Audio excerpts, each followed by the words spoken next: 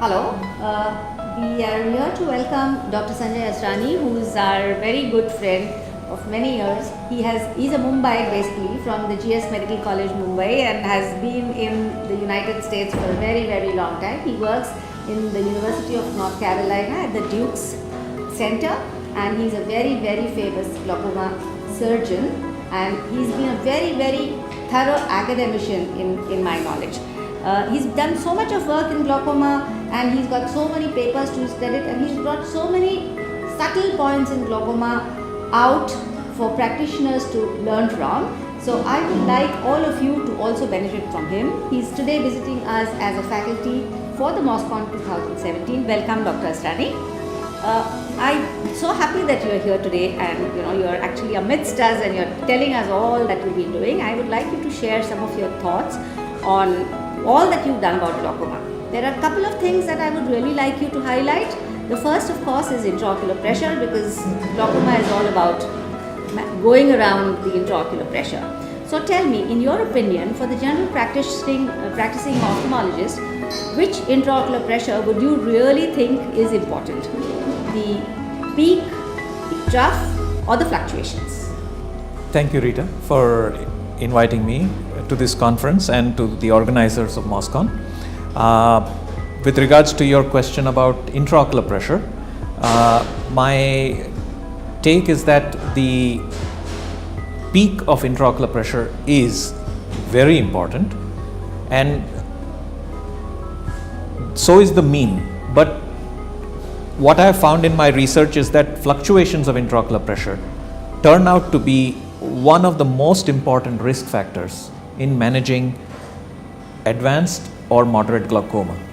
It may not be that vital in early glaucoma, but in advanced to moderate glaucoma, if we can keep the fluctuations from visit to visit within 3 to 4 millimeters of mercury, that is a goal that I try to achieve for my patients, so that it's not just the level but the stability that counts. And this stability is even more important in patients with normal tension glaucoma.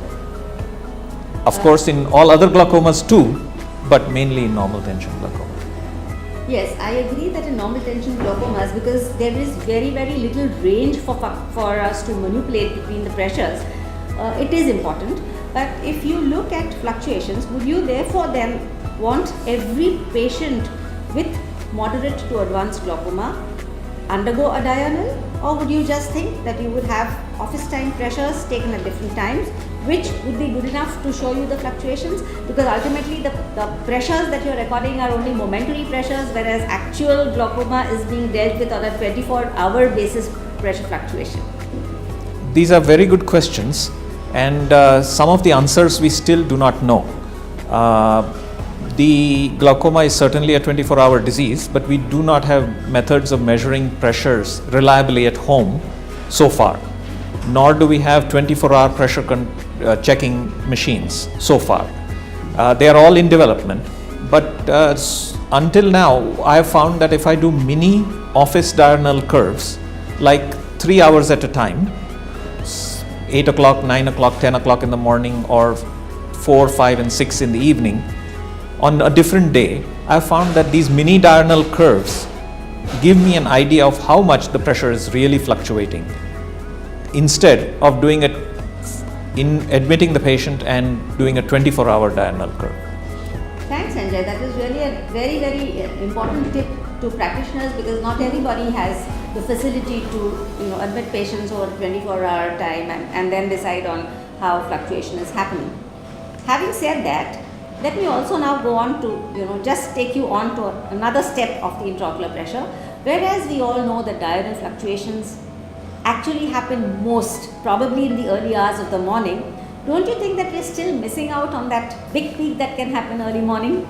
Yes, it's a very well known fact that early morning pressures are the highest in glaucoma patients, and we unfortunately are unable to catch that peak in most patients. So we assume that peak is occurring, and therefore we don't manage glaucoma by just looking at the intraocular pressure that we measure in the office, but also their OCT measurements if they are changing and or their visual fields. Sanjay, now that's really brought you on to a very interesting concept of monitoring the OCTs in patients who have glaucoma and who are progressing. Because until now, we are all sort of, made to believe that progression in glaucoma can only be demonstrated or documented on a perimetry.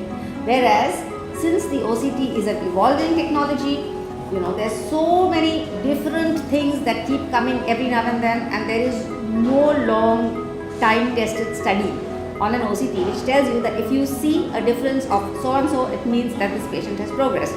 Now, another really important point that I would like to sort of you to discuss is that the maximum thickness of your retinal nerve fiber layer can be around 120, and the minimum thickness of your retinal nerve fiber layer could be 40 microns, because all the rest is the floor effect or the glial tissue. So when you have to only manipulate between 40 and 120, that means you only have 80 microns in which to actually play around your entire glaucoma. And when glaucoma sets in, of course, very rarely you will see the retinal nerve fiber layer to be 120. It's more like between 80 and 70. And so between 40 and 80, you have only 40 microns in which to play around. So at that point in time, one really intriguing question is, how often do you repeat a OCT?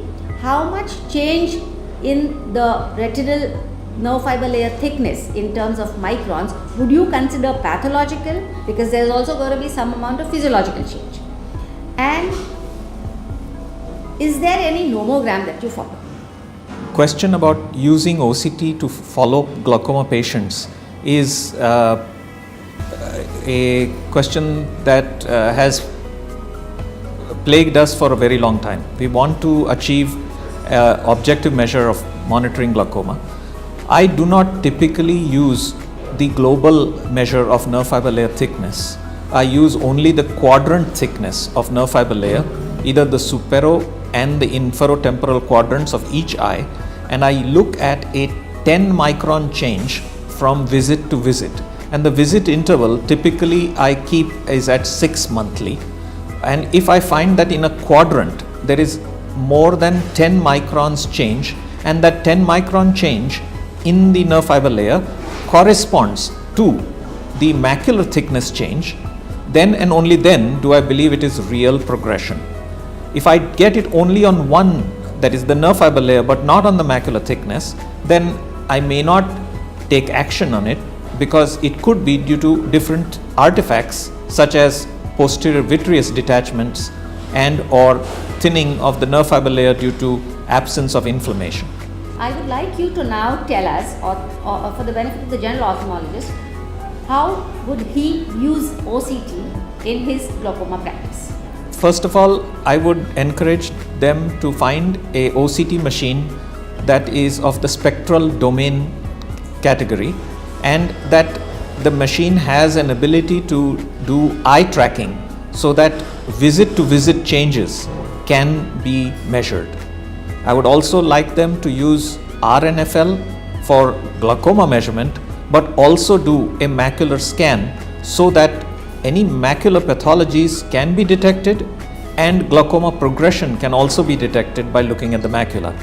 So I would recommend that in early glaucoma to moderate glaucoma, for the ophthalmologist to use OCT in conjunction with the visual fields.